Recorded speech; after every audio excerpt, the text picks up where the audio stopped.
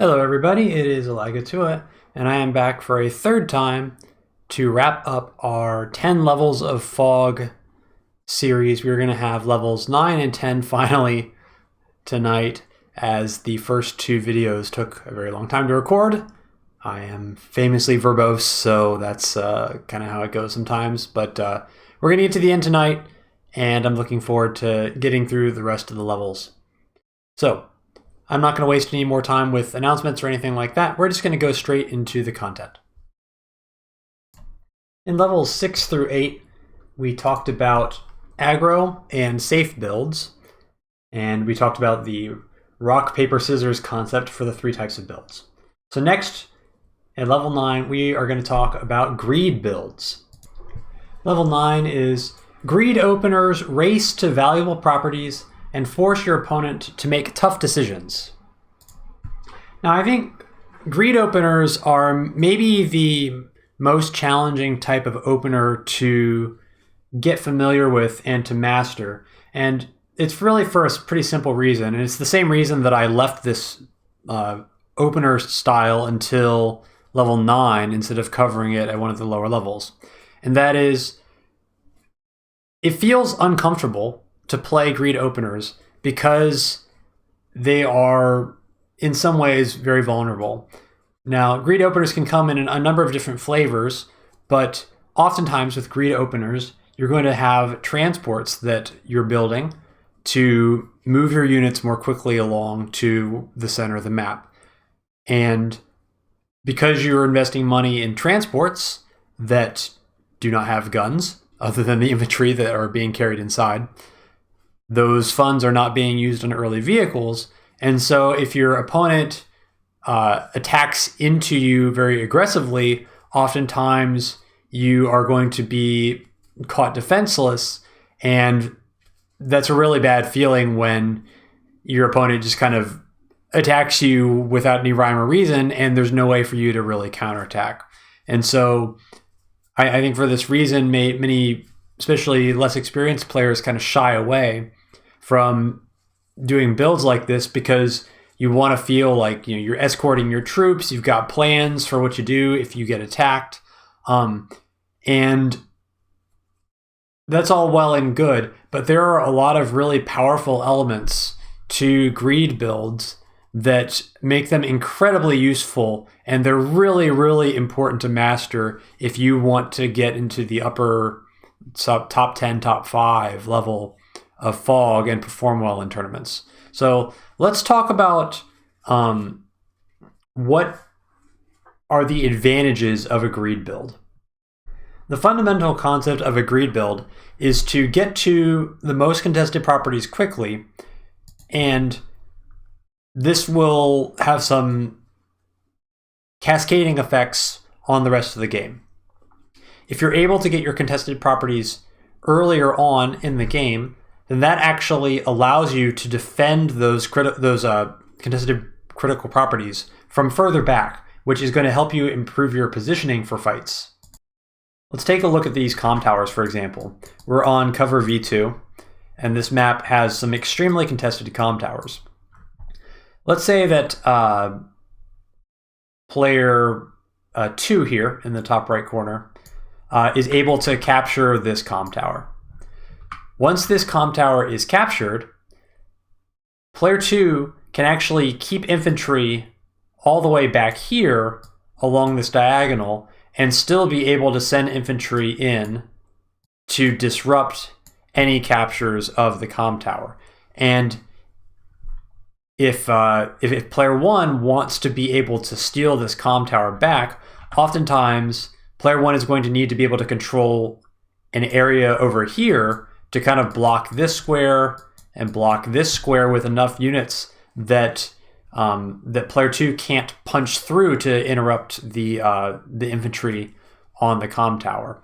And that can often require vehicles from player 1, and those vehicles are going to end up being very exposed, and sometimes that can set up very difficult trades, difficult as in inefficient, bad trades, because if player 1 has vehicles here, then that means that reinforcing vehicles all the way like back here and here are going to have enough movement to go in and first strike those vehicles, and it's going to activate a lot of units on player 2's side that otherwise would not be able to reach enemy units. So the benefits of already having the property captured significantly improve your odds of being able to defend it, because you can stay further back with the majority of your army, and it leads to better trades down the road. Another major benefit of getting contested properties early is that if you're fast enough, you actually limit the number of openers that, and specifically aggro openers, that your opponent can do to disrupt your opening. So think of it like this. Your opponent has the funds to build recons on most maps starting from day 3 or so. There are some exceptions, but that's generally the case. Day 3 is about the earliest you can build a recon without base skipping, of course. See Rule 1 for thoughts about base skipping. So that being said, building a recon on day 3 is going to cause a sacrifice to infantry production, because you'll be building a recon early when building an infantry would be able to get more captures out on the map, and it's going to slow down the income curve for the player building the early recon. And actually, the earlier the recon is built, the more that the income curve is affected for the player that's trying to be aggressive. So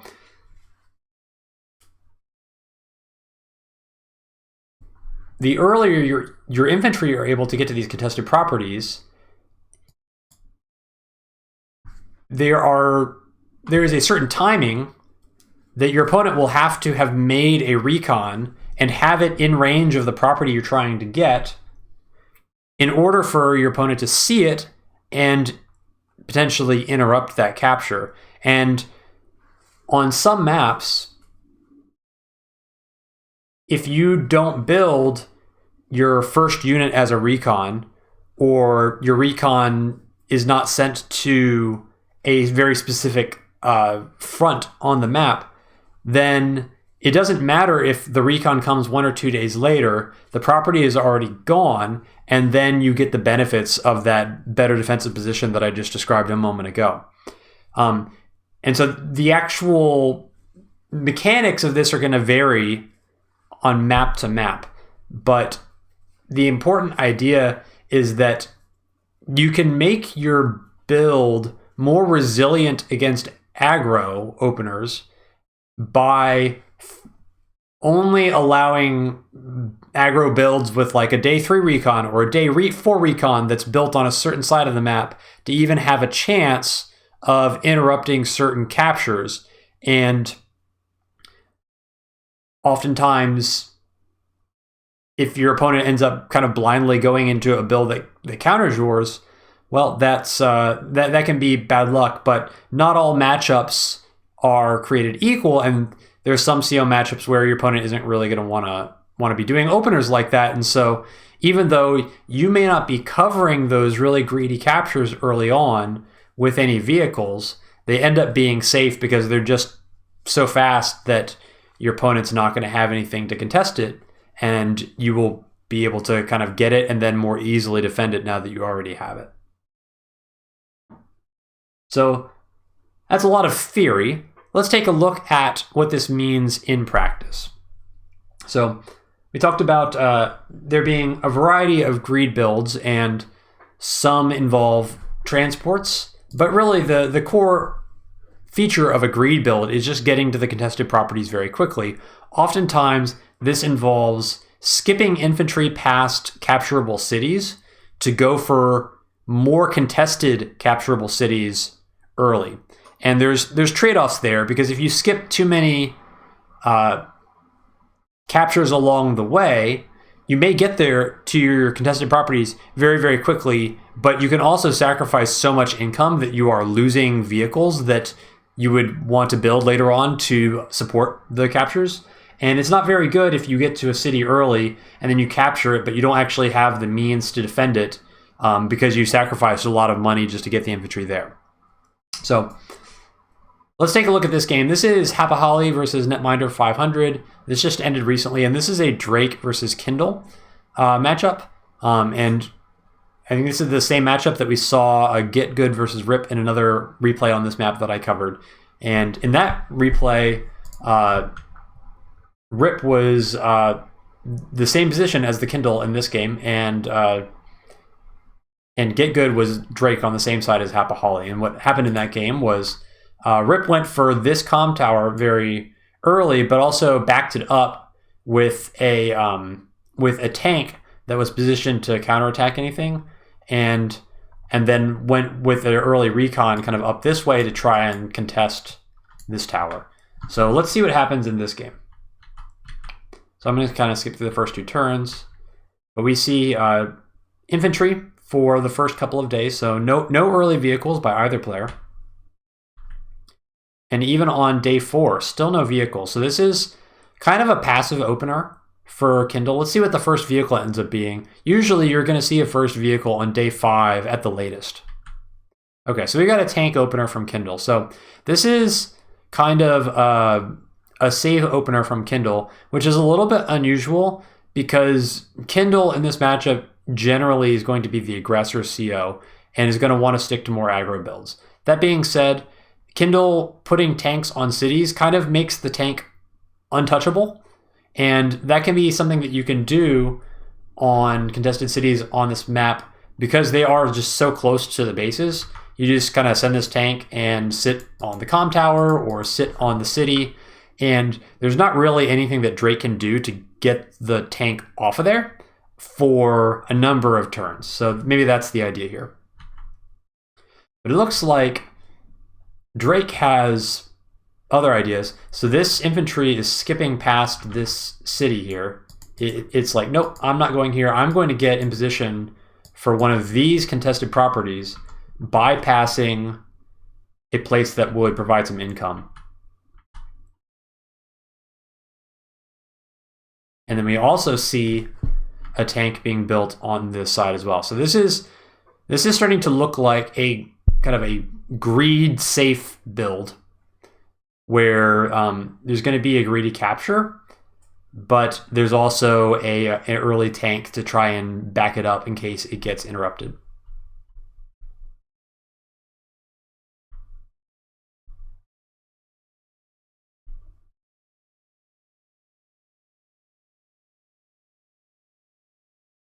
You can see that the infantry position here is much more aggressive for Drake. Where did this infantry come from?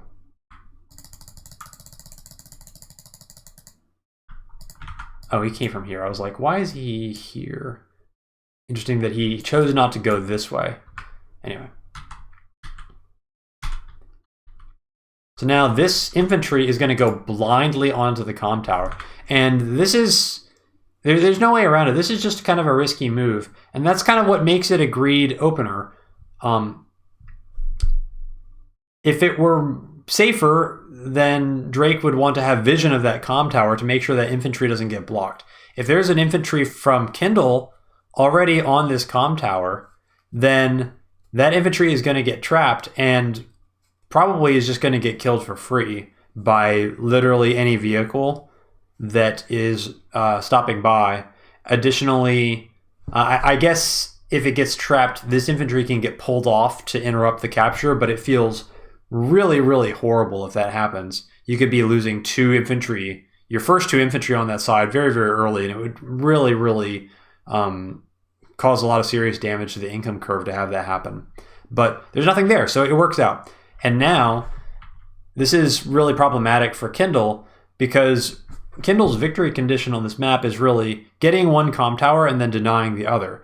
But we're already going to be on day 7, and Kindle has no vision of this comm tower, which means Drake's going to get it. So already the easiest win condition for Kindle is kind of out the window already by day 7 because this greed build paid off. And so, I mean, this is why greed builds are very successful against safe builds. Safe builds do not have the vision to be able to prevent greedy plays like this. Look at these tanks; they're really far back. And if we look at Kindle's vision, Kindle can't see anything, can't see any of the contested properties. So if the infantry are kind of rushing to these center areas, there's no way that Kindle is going to be able to do anything about it. You can't stop what you don't see.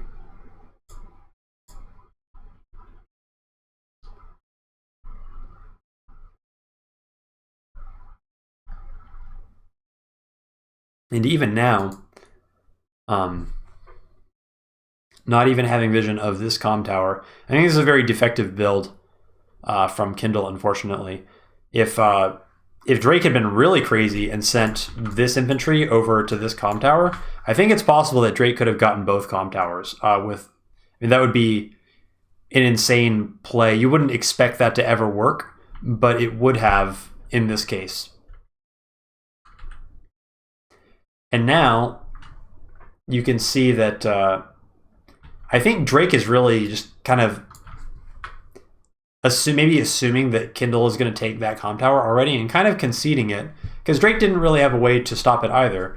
But because Drake was more greedy and Kindle was not, now Kindle doesn't have a comm tower, and even if Kindle tries to get it, Drake's in position now. So Drake can just continue to deny that comm tower with the advantage of having a comm tower already. And there's not really, it is not going to be very easy for Kindle to actually maintain enough control of this area, as we talked about at the very beginning, to be able to complete this capture. As you can see, yeah, Drake can kind of send in infantry one by one, buy a lot of time. Seems like this fight kind of, Drake's positioning was not super amazing, but now Drake knows what's going to happen here, and so now this infantry can come down and delay this even further. And the longer this goes on, oh wow, that's a really lucky roll. that's a very lucky roll.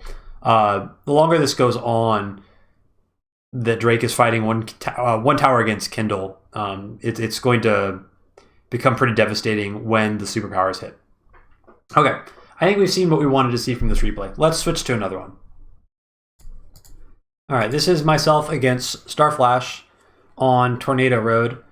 This video, or this map has its own video. Actually, I think there's two videos that are covering this. Mangs covered it, and I covered it as well. So if you have not seen this map before and you want to check out one of my earliest videos, go give that a look. But we're not going to go super in depth into this because it's already covered elsewhere. But I think this is a good example of the power of a greed build and the power of getting to properties first. So in this opener, I'm going to send my 3rd infantry here, and I'm going to skip by this property. I'm going to go straight for this one, as you can see. And so coincidentally, Starflash has gone for a recon artillery opener with the objective of getting to this property in time to prevent me from getting it. Basically putting the artillery here and preventing me from ever capturing this property. Because if the artillery is here and this property is uncaptured, I need to send units to the side of this mountain, which is blocking the way, in order to deal with the artillery. And then I'm fighting into really bad terrain because this has high defense and this is high defense. So anything that goes onto these two squares is going to be very vulnerable to counterattacks. So it's a very sound strategy by Starflash, but it ends up being foiled here because I sent this infantry to this city one turn earlier than Starflash was expecting. And so this kind of messed with the entire game plan, because there's this infantry that's committed to this move, and there's also 2 vehicles that are committed to this move. But now locking this city does no good because I've already captured it, so I'm already going to get the income from it. And now the city is so far back that in Jess's like original plan, this mountain is working for Jess because it's blocking the way to the artillery. But now it's the exact opposite. Now this mountain is working against Jess because Jess can't realistically threaten this city. It's too far back. There's no way that Jess can control this area with the mountain here and the forest here. There's no way that Jess can control all that in order to be able to have enough control over this city to actually finish a capture. So there's really just no strategic value in being able to lock this property anymore. And so the greed opener in this case kind of beat the aggro opener because the greed opener was so fast at the exact point that the aggro opener was focusing on. So that's the idea of getting to properties quickly. If I had been one turn later with his infantry, which is your normal optimal capture pattern is 1 or 2 turns delayed to that property, then this is going to work really well for Jess. And it may be 5, 8 turns before I'm able to even get this property. And I'm going to have to commit a lot of resources to try and dislodge this position. But instead, my infantry takes some chip damage from the recon, gets healed up next turn, and then just runs away after I spot the trap. And this entire opener, I mean, it's not a catastrophe for Starflash. It's not like Starflash lost any units or anything like that, but giving away both of the first 2 vehicles without really accomplishing anything in an aggro opener is generally considered to be, pretty disadvantageous for the aggro opener. Now, just because the initial trades don't go perfectly for somebody in the opener doesn't mean that the game is over or the game is lost. But it is, pretty strongly advantageous for me in this situation. Okay, enough about this game. Let's look at another one. Okay, we're back, and this is myself versus Rip. I think this is a very well-known game. This is actually the only time, as far as I know, that Rip and I have met, which is kind of tragic, honestly, because Rip is really, really an amazing player, and anytime I look at his replays, I find it awesome because I don't want to say we share a single brain cell because I think that is a ridiculous thing to say. I think probably 90% of our brain cells are shared. We really, as far as I can tell, I mean, I haven't talked to Rip about this, but I really feel like he and I understand fog very similarly. We have very similar thoughts about how to play fog at the highest level, just from what I've seen. Anyway, enough about that. So this is the game that we met on Quota Iota, and I think this is where everybody realized that transports are crazy on this map. I figured it out a long time ago, but I think this is the first time that people started watching my replays on this map. So again, there is a full video about this game if you want to check this one out. That I did co-commentary with Deegis. So check out Deegis' channel for that. I managed to drag a Deegis video to like an hour and a half or something like that. So I truly am unstoppable once I get talking. Nobody else can stop me. Not even Deegis can speed me up. So I think I also did another video breaking down this map as well. So there's a lot of content available for this one. But we're just going to focus on the greed aspect of this. And the greed aspect is the power of the T-copter. Because I think we may have talked about this in one of the earlier levels talking about transports. But this airport is available very, very early. And the income synergize is incredible to be able to build a T-copter. And then also it's 3 squares away from 2 separate bases, which leads to some really crazy boosting possibilities. In addition, this map has a lot of mountains and a lot of forests and some obnoxious sea tiles that kind of interrupt movement. So transport copters really have a lot of value in getting your infantry to places very quickly. And on this map, the most contested properties are these 2 comm towers in the middle, and getting them is very important. Because if you're able to get one of them, then that is going to give you your 2 comm towers, which gives you a lot of damage thresholds for tanks and for infantry to deny captures and to deny vehicles that are sitting on cities.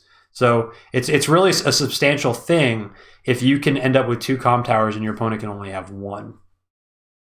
And it actually makes defending the comm tower substantially easier, in addition to the positioning advantage that I mentioned at the very beginning of this video, where if you have this comm tower very early, for example, you can kind of start your defensive line all the way back here, and it's very difficult for your opponent to control this entire area here to prevent interrupts of that comm tower, because it just leaves your army very exposed. So I'm going to be building a lot of infantry, and my first vehicle is actually an artillery. And I could have built a recon. Unfortunately, I can't build a tank because the income is not there for it. But I'm basically using this T-copter to get this infantry into this forest so that I can just blindly go for the comm tower cap, knowing that oftentimes players will open up by sending recons to the strong side.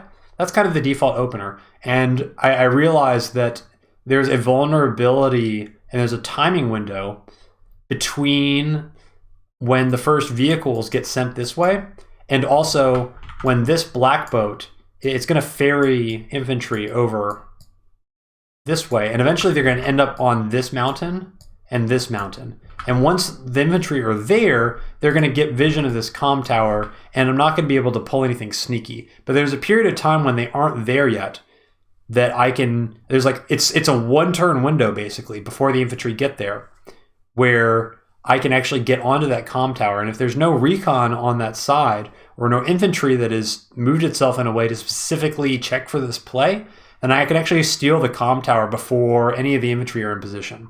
So this is a classic greed build.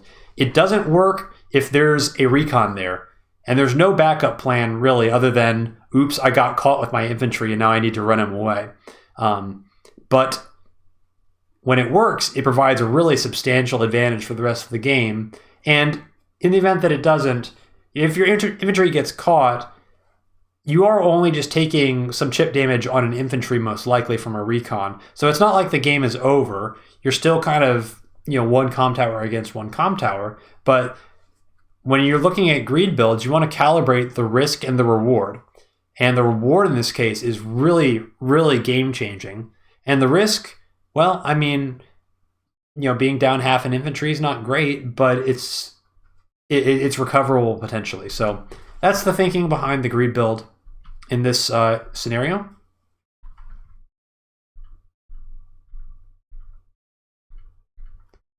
And unexpectedly, Rip goes tank, artillery, both towards the weak side, which is kind of an interesting opener. I think maybe Rip was expecting harass on these properties. Maybe we're both kind of in tune with each other in what we were expecting. I was expecting a recon harass maybe going this way, and maybe Rip was expecting the same thing. And Rip is setting up to counter, recon. You can kind of get early recon pressure on this city and then use that to consolidate the corner. So it's kind of half right, but these vehicles, I mean, this is a safe opener, right? So greed tends to do well against safe openers, and we're going to see that here. So I just go for it, and this artillery actually cannot reach this comm tower in position to defend it. So that's why this artillery is just kind of out in no man's land. It's really more for the follow-up because its job is just to kind of be in the area for follow-up plays rather than provide any value yet. And we are rushing units over here as quickly as possible. But again, this tank does not cover this infantry. So if something comes and hits this infantry, there is no counterplay. And that's why this is a greed build. It's relying on speed. It's not relying on having a lot of backup plans. Now Rip sees the infantry there, but everything is too far away. This tank is too far away. This artillery obviously is not going to do anything. And this infantry, they're out of position. So he sees it, but I got there in that 1 turn window that I talked about, and now it's too late. And so Rip ends up doing the next best thing and tries to lock it with an artillery. And so sure, now the comm tower is locked, but the comm tower is mine. So it kind of doesn't matter so much that it ends up being locked. So anyway, that's really the core concepts of a greed build. It can feel uncomfortable, it can feel risky, but fog openers are kind of like poker.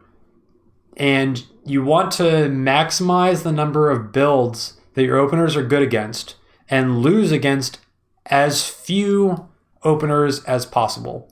And sometimes greed openers are going to be a very, very high probability way to gain a strategic advantage on the map with a relatively low risk. But you have to evaluate the CO matchup and also what is good on the map to know whether the greed opener is going to make sense for your game.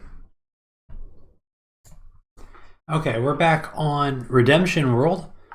Going to look at another replay that I've done some commentary for. This is myself against Starflash, and we're going to use this replay to start looking at Rule 10. We've made it all the way to Rule 10, and this time we're going to be talking about artillery. Level 10 is build artillery at the right time to win the positioning battle. Now, if we look at our rock, paper, scissors image again, you'll notice that we've got the artillery in the center.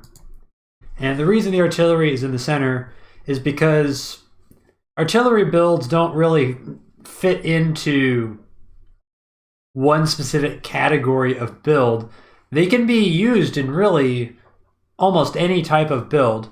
And we've seen them used defensively in safe builds. We've seen them used offensively in aggro builds, and we've also seen them used in greed builds as well in the Quota Iota game.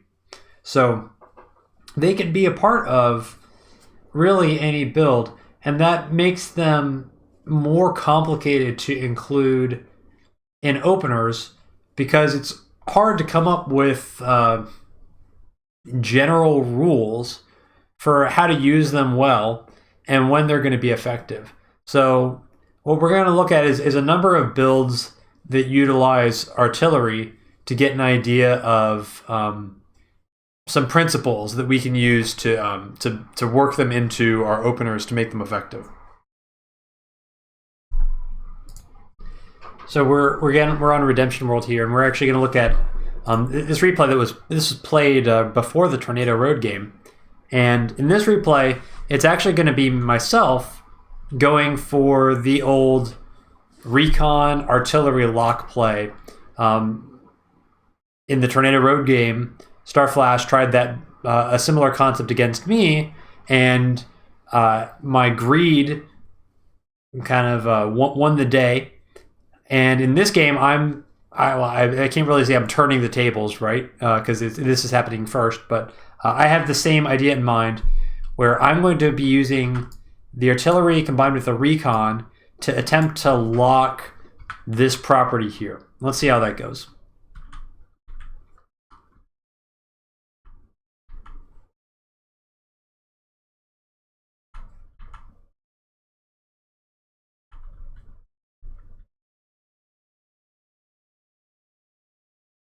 So, not great, basically.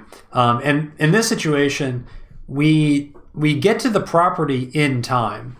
So we do successfully delay the capture, but we see news that we're not really happy to see.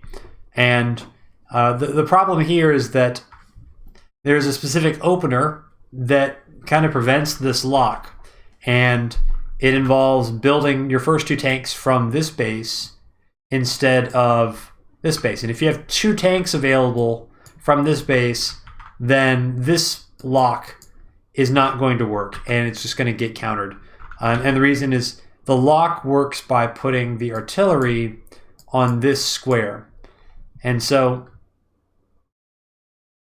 if the recon gets hit by a tank, then at least you have the artillery in position on this square here to fire back on the tank on the city. And so it ends up being a trade. But the problem is if there's 2 tanks here, then the tank on the city can kill the recon, and then the other tank can come in and hit the artillery. And then it's just a catastrophe. So we actually have to abandon our plan of locking the city because we see a tank already, and it's in a position where it's there's a good chance that there's another tank here, and we don't need to risk a really catastrophic start where we lose essentially both of our first 2 vehicles for no trade-off. That's almost game losing in a mirror matchup. Although you could argue that losing the early game as Olaf in an Olaf mirror could actually be advantageous, but that's not a conversation for this video. Anyway, so I end up playing safe, and we just we let the artillery survive for another day, and we have to let the recon die kind of for nothing. But it's better than the alternatives. Sometimes you just have to take the least worst action, and this kind of goes to illustrate the challenges of working artillery into the openers, especially if it's one of the first few vehicles. And that is, the artillery can't really accomplish much on its own. It really needs support from other vehicles in order for it to be valuable, or support from a lot of infantry that can get in the way of units that want to reach the artillery and attack it. So you need a decent amount of buildup in order for your artillery to be effective. Another problem with artillery is that if the artillery are spotted by recons before they're able to get value, their likelihood of accomplishing anything becomes really, really low. Because the second your opponent knows that you have an artillery out on the map, they're going to be watching it very carefully. And the artillery needs to be in position already and have units move into its range.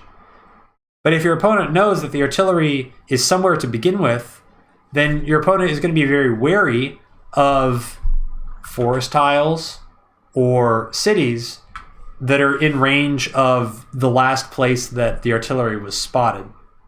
So controlling vision is very important, and sometimes that's not even completely possible to do. And in this situation here, I elected to let the recon die, and I just let the artillery stay out of sight, because at least by hiding the artillery, I create the potential for the artillery to maybe get a first shot onto a tank later on without getting without being revealed and spotted. And I don't remember exactly how it plays out. I don't think it completely works out because Starflash was on to my shenanigans this game, but if you see the artillery, it really limits the value, and kind of the opposite happened in that Tornado Road game. If you watch that replay back, where I got the vision of the artillery, and the artillery, it was incredibly easy to track its position, and it accomplished nothing for a long time just because I could always attack where the artillery wasn't. So it kind of goes to show the challenges of making artillery builds work. The artillery have to have the right support from the other vehicles that you're making, and they also need to get to the places that your opponent's going to want to move towards at the right time. And you need to be there before the stuff gets there that you want to shoot at. So all of these things make it very difficult to execute, and this is why it's level 10. This is the hardest of the opening skills and the opening builds to master, successful artillery builds. So anyway, this is kind of a failed artillery build by myself, through no fault of my own. It just sometimes sometimes you lose rock, paper, scissors, and you have to make the best of it, and that can happen to anybody at any level. Now we're going to look at a game on Stalingrad, our favorite map. And this is actually a pretty recent game, and probably deserves its own video at some point, maybe down the road, we'll see. But we got some interesting COs going on here. This is a game against a Chinese player, and let me get his name real fast. Okay, I guess you can't see the characters because the replay viewer can't really render it, but the name is赤霄梦幻阿龙. There you go. There's my Chinese flex for the video. So anyway, I think I've played him before on a different account. I'm not completely sure. It's kind of hard to know who is who because a lot of the accounts get bounced around between players and things like that. But I assume that this is a very good opponent because I've played someone with a similar name who is extremely good. But what I noticed about that player is that they didn't really like to pick meta COs, and I knew he picked Andy on this map, and I didn't want to pick Kindle because Kindle is really broken on this map, and I think somebody told me that some of the Chinese players consider Kindle a tier 2 pick on this map. So anyway, I was being sporting. I didn't want to have like a really big advantage in the CO, so I went with Lash in this video. And in this video, we're gonna see a greed artillery opener on this map, and this is a very specific way of kind of targeting this matchup and this map. So Lash tends to play kind of similarly to Kindle in many ways, where you want to be really focused on controlling the cities because you get a firepower bonus there. And if you control the cities and then your opponent attacks into you, well, then they're next to the cities or they're on the cities, and that's going to give you more opportunities to leverage that day-to-day power. And additionally, on this map, there's a lot of grass, and so Lash on the grass gets an extra +10, and that's very important for infantry battles because that means that Lash infantry are going to be able to remove Andy infantry on cities if there's 2 grass tiles next to the city. There won't even be a roll. It's just it's a guaranteed kill. So Lash has some pretty good synergy with this map, but obviously her CO powers are horrible. So you kind of need to get a lot of value out of those day-to-day advantages, because by the time Andy starts to show up with hyper upgrade and the superpower, then you're going to want to have built up a lead already, or you're going to get trucked. So anyway, enough of the meta. Let's look at this replay. So I've gone for the APC opener here, very, very greedy. Literally APC, no vehicles at all. It's kind of max greed, actually. And we're doing the RIP build where we get the double boost onto these cities here. If you've been watching this series, you've probably seen something like this already. But we are following this up the next turn with an artillery. And the idea is that we're going to set up a strong push to this side, kind of similar to what we did in the Von Bolt versus Olaf game with myself against Fire'em, but not exactly the same, because that push was primarily with tanks and with recons. And now we're setting up for an artillery push, or an artillery supported push, and we're building this artillery now so that by the time it reaches the area that we want it to be, we're going to have other units, other vehicles that have been built that are going to be ready to support it. But we're going to take advantage of a specific feature of this map in order to get some really good value out of our artillery. I'm going to kind of skip ahead here so that we can see what goes on. So you see my opponent blocks this corner tile here because I think my opponent knows that I like to go for that city early to put pressure on it. So they've gone ahead and blocked it, but fortunately I had an extra infantry to be able to spot it. So I didn't bonk into the recon. So if the recon wants to fight me, well, I've set a little trap for the recon, and I'm not really expecting it to work, but I have left this city deliberately open, and I'm like, oh, please come and attack this infantry from this nice open city. But there's actually an artillery here that's covering the city. So that's kind of a cute little trap that is set up, but he doesn't go for it. Ends up very greedily trying to take the city himself. So obviously we can't let that happen. So we are going to use our lash powers to deny this, and we do have one infantry getting the grass boost. So this is, I don't know what the exact roll is. I think it's like about 70% to kill, but it's much better than if it were just a 2 plus 10% infantries. It's a pretty substantial difference. And we are going to be setting up this artillery on this city here. And so this is going to give the artillery a plus 30% attack. So it's not quite as good as a Kindle artillery on a city, but it's still quite strong. And this is going to protect these infantry from counterattacks. And what's special about this position is this artillery is actually very, very safe being back here, even though there's not really a whole lot of units that are blocking access to the artillery. Because on this map, this line here is exactly 2 tank moves away from this base.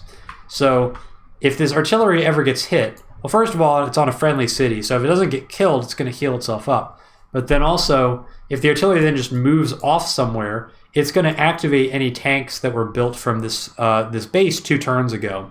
And so not only is it's very, very well defended, and it's going to create a really strong counterattack should it get attacked, but it's also close enough to this really contested city that it locks it, and it's going to provide me with a lot of options. I can shift over to here to this forest tile and put a lot of pressure in this area.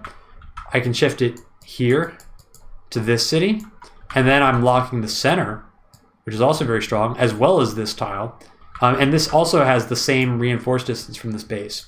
So this set of 2 cities is a set of really incredible tiles for COs like Lash and Kindle, and I mean Von Bolt does not get the extra bonus attack from the city, but the bonus defense is very strong, and Von Bolt artillery are formidable on their own. So it's a really good place for artillery. So you can see now we're kind of rushing over here with all of our vehicles to support, and now even though our opponent has, a decent amount of stuff over here, like this is a pretty substantial group of vehicles over here. If we look at the next turn, I'm very free to be extremely aggressive into these infantry, because I know that I can trade, and I've got pretty much all my vehicles over here. Yeah, and the APC is on the city, so it's really hard to attack into this and deny this city any further. And then also it's going to help me secure these cities in the bottom right as well. So it's not the artillery is not going to necessarily get a lot of value in the opener, but it's there so that it can be a part of a really strong mid-game attack that only kicks off when kind of all these units have caught up with the artillery. But the artillery needs to go first because it's the slowest unit. So the timing is synergizing. The other tanks can catch up because they move further.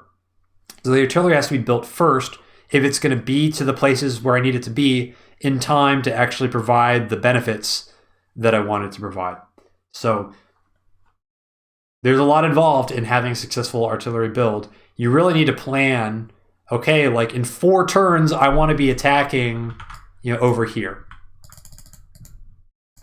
Because we built it on day 7, right? Or I think it was built on day 6.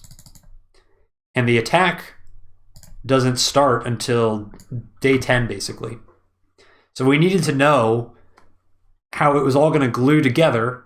about 4 days in advance in order for it to be cohesive. So it just goes to show you, like, it requires a lot of planning and requires a lot of ideas about how the game's going to shake out in order to make the artillery powerful. But it's very scary to aggressively take over a position with a well-guarded artillery kind of cementing the formation and really discouraging counterattacks and winning the positioning battle. Once the artillery is there, unless your opponent has overwhelming numbers of vehicles to be able to fight into where you are, that area belongs to you. And so I got into a really contested area of the map, and this area belonged to me. And if we kind of go down the road, now I moved over here. Now this area belongs to me. And I've killed so much infantry that there's actually a lot of vehicles here, but there's so much infantry in the way, and there's no vision, that the tanks have to settle for picking off infantry and a forward recon, and I'm able to steal these 2 cities. And that ended up being a pretty decisive advantage for later in the game. All right, we moved on to the next map. This is going to be myself against hapahauli on Remnants Betwixt. This is a game that we played recently. This is part of my my Kindle versus Olaf testing, which I don't want to say how it's going yet. I'm finding it a little bit more challenging than I was hoping for Kindle in this matchup. Although I don't necessarily think my my ideas were completely wrong, but it's well, there's still some more games to be played out, so we'll kind of see how they go. But anyway, this is one of the first games that we played, testing Kindle against Olaf on some of these larger maps. But those backstory is not super relevant for what we're looking at here. In this game, we're gonna see a hybrid opener, which is greed and artillery. So this is kind of it's almost,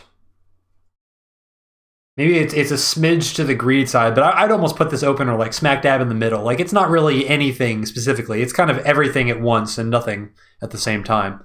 That sounded very poetic, but not really. So in this opener, because this map is very large, you almost always see T-copters on this map. And I'm going to be going very greedily towards my strong side, trying to take advantage of Kindle's traditional role as the early game aggressor. And we're just going to aggressively take properties over there and not support them at all, with any vehicles at all. And we're just going to hope that Olaf is too scared to actually attack into me, because in theory, I could have tanks over there, and if recons interrupt infantry caps, then counterattacks from cities are going to one-shot any recons. So we're going to hope that Olaf is too scared to do anything on this side, and instead we're going to go with a build that we're going to try and like get these cities up here just by being fast, and then we're going to load everything down here to this side, which is traditionally the strong side for player 1. I think Olaf is player 1 of this game. I wasn't paying attention, but anyway, well, the bottom right player.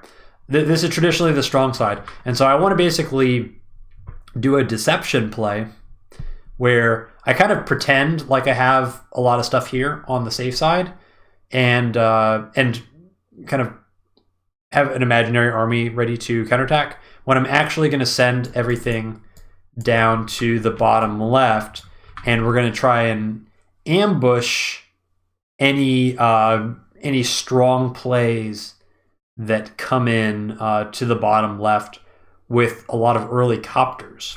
And we're going to use the synergy between copters and artillery to make that happen.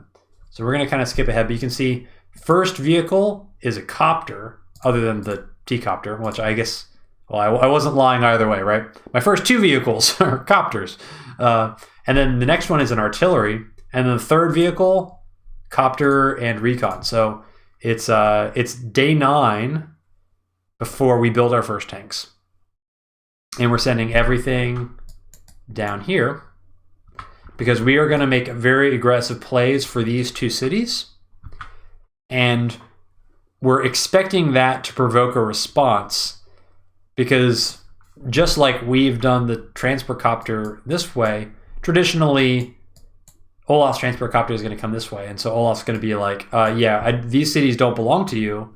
And then hopefully I'm going to be like, surprise, these cities actually are going to belong to me. Well, let's see how that goes.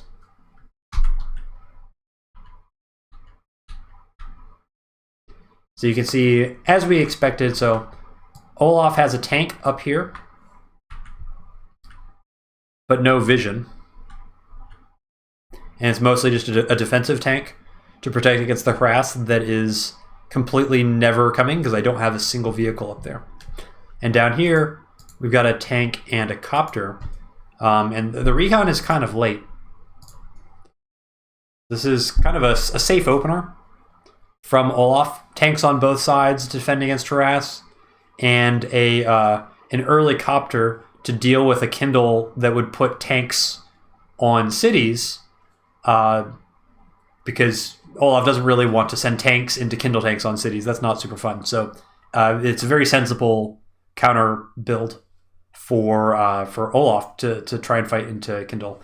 And I have boldly gone after this city right in front of a ton of Olaf units, although I don't see any of them. But importantly, they don't see any of mine either, and I have a fair amount of stuff over there too. And we've got this artillery as well. So now we start to see stuff. And this artillery is the greed catcher. It's the greed catcher. It is not protecting this infantry. This infantry's job is to basically look like an overextension. And these infantry are the bait. Because, I mean, surely this infantry is going to get killed, right? Like we see this infantry here, like there's no way this is going to work, but then whatever kills this infantry is also going to see this infantry.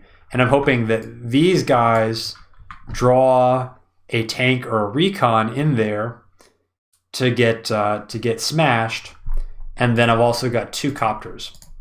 Now, the thinking behind this opener is that copters and artillery have amazing synergy. As long as you can kind of keep the copters and the artillery together, because the one thing that the copters hate most, obviously, is anti-air. But if the copters are able to fight underneath the artillery and the artillery stays alive, then even if an anti-air comes, if the anti-air is parking itself within range of artillery, and you end up trading the anti-air for the copter, it ends up being not that bad of a trade economically. The anti-air costs 8,000, the copters cost 9,000. It's not a tremendous difference, and there's an added benefit of building copters, which is that you get extra infantry out as well from your bases. So if you could choose to trade copters for anti-air, oftentimes just if you're trading them one for one, it ends up being good. But we don't have to worry about anti-air in this situation, but I don't know that. But we set the trap. And so you can see that we are totally set up for this fight. We have a very specific plan. We are ready to pounce on any attack here with every single vehicle that we've built. And we've got two tanks that are going to be coming down here as well. And we've completely pulled everything from the other side. So it just goes to show, when you are planning artillery builds, the timing really has to be there. The artillery has to be where it needs to be in time, because it's going to take longer to get there. So you need to really have an idea of where it's going to fit in so that it arrives at the right time, not a turn too late to actually get its value. If this artillery is one further turn away, it's totally useless because the fight has already started, and there's a good chance that Olaf is going to see everything that I bring to the battle to reinforce with.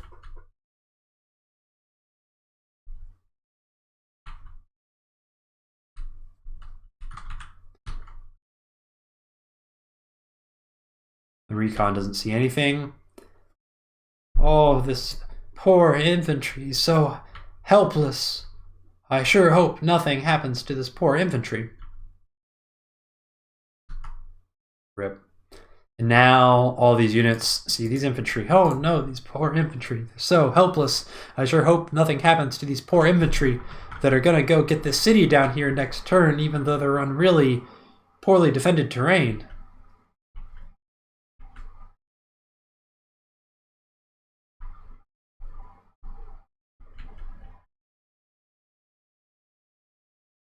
Sets the block. Captures the city, and oopsie.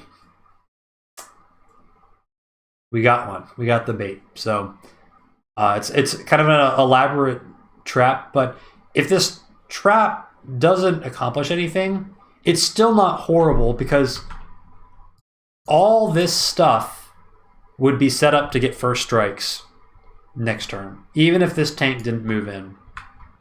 And all I lost would, so let's say if this infantry doesn't get attacked, all I would have lost for this move is just the infantry that was capturing the city, and I'm getting a full first strike on all this stuff, including a city strike on this copter. So this is just like, it's a well-designed opener, and then it ran into the absolute best possible scenario. And I don't really think I can contest this city. I guess I didn't even think about it. I could have, right? I could have gone down here. Maybe interrupt it. I think that might have been a roll, though, to actually, if it would get enough damage. Anyway, that's neither here nor there. I didn't. But this fight is going to be extremely favorable. Copter dead. T-copter dead.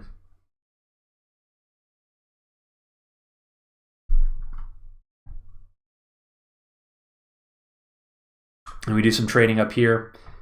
Now we can't pretend like we have units up here anymore because, well, the mystery's the mystery's out. We've revealed all of our stuff, so now we can't pretend like we're strong. We gotta kind of chill out. Though seeing all these units, we know that Olaf potentially may not have all that much up here either, seeing all the stuff down here that we killed. But this was, you talk about getting an advantage through an opener. This is about the biggest advantages I've ever accomplished through an opener, more or less. It's like, 20,000 in funds. Kind of messed with my charge though, because I was supposed to be testing if Kindle's superpower is strong, and then the way it shakes out, I got so much charge for Olaf from this turn that Olaf got superpower before I did, which kind of messed up the testing. But anyway, so you can see artillery builds, lots of finesse.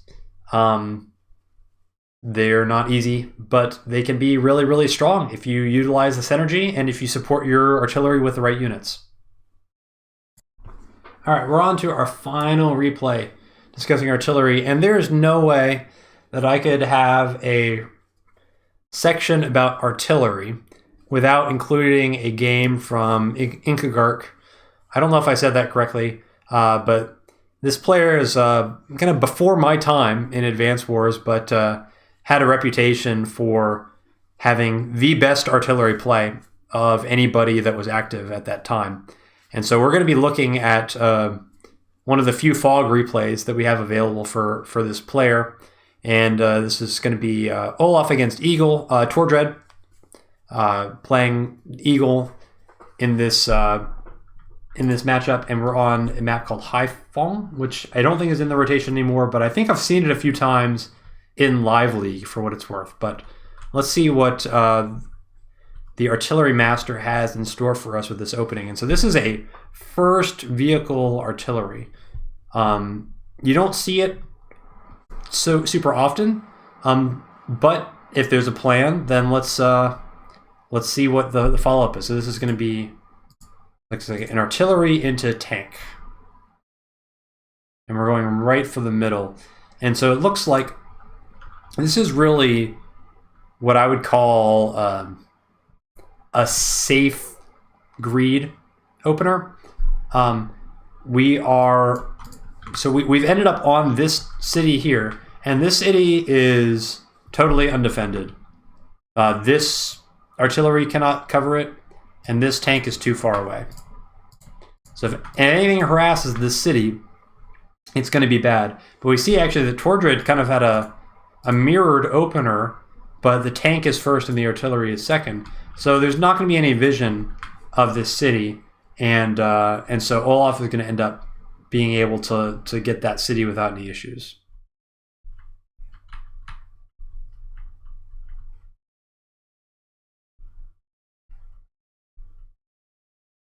So now we see what the plan is. The plan is to rush the artillery onto this forest tile to lock this city. And this is a little bit of a challenging build to pull off, because this forest, it is relatively close to the center line of the map. And there are two relatively exposed positions where you could get vision of this artillery. And additionally, this tile is kind of open. So, if this tank somehow comes in and manages to hit the other tank from the plains there, then the artillery is not going to be able to really counterattack, and that's going to be pretty problematic. Even though there's some tank chaining going on, but there's the potential for some bad counters if the opponent is also chaining tanks, which we know is not happening. But it could be something that you do on this map. I don't know. But it seems like we are just sending tanks and artillery to the center, and now Incuggarch got there quickly enough, and this artillery is late enough that now this city is no longer available to lock. And actually, Incuggarch doesn't really need to defend the city too much at all, because this artillery is actually covering the city as well. So there's not really any way that Tordread is going to be able to steal that back very easily without getting some sort of larger vehicle fight and some sort of advantage with a brawl in the center.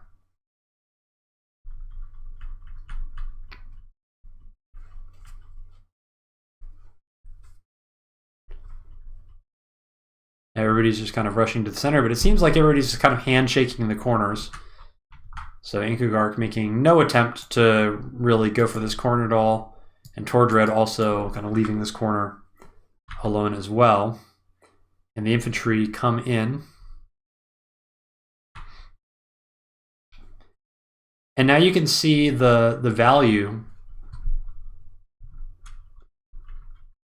of having this artillery here first, because this artillery is covering this city, but Incuggarch does not need to send anything in range of the artillery to be able to defend that city. All Incuggarch needs to do is just shell the infantry with the artillery that's already there, and then clean up the other infantry, all while being in range of the artillery that's in a really strong position to begin with.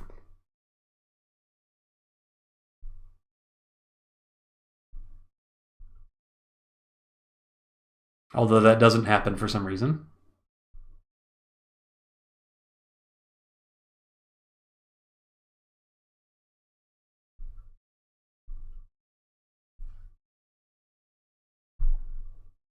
Did we know about the artillery? Maybe we didn't know that there was an artillery. Yeah, so this is life without recons. It's a rough life. So I guess that explains why Incuggarch sent the anti-air right into the artillery range. But regardless, the artillery is still performing its role because it has locked down this city, and this will lead in the medium run to a income lead for Incuggarch. And also holding on to this city is nice because the units in that area took some damage, but they are going to get repaired more quickly just by virtue of fighting on a friendly city. And now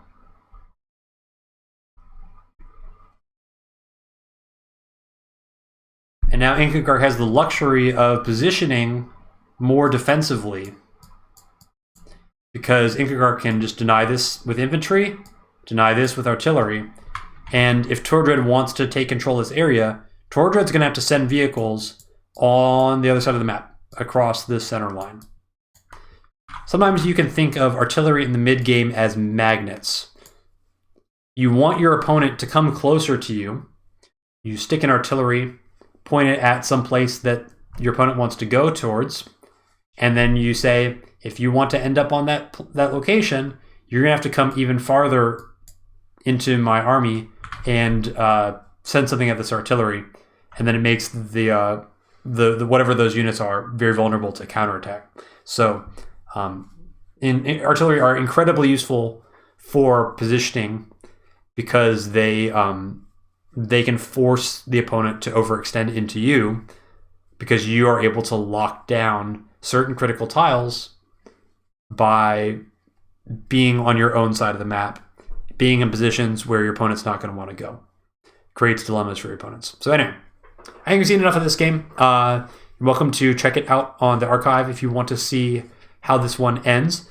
But this is kind of the classics as far as artillery openers are concerned. You can see them for defense. You can see them for locking properties and offensively, and you can see them setting up for mid-game pushes as well. But it's a lot of very specific uses for artillery in openers, but they don't really fit into one category very nicely.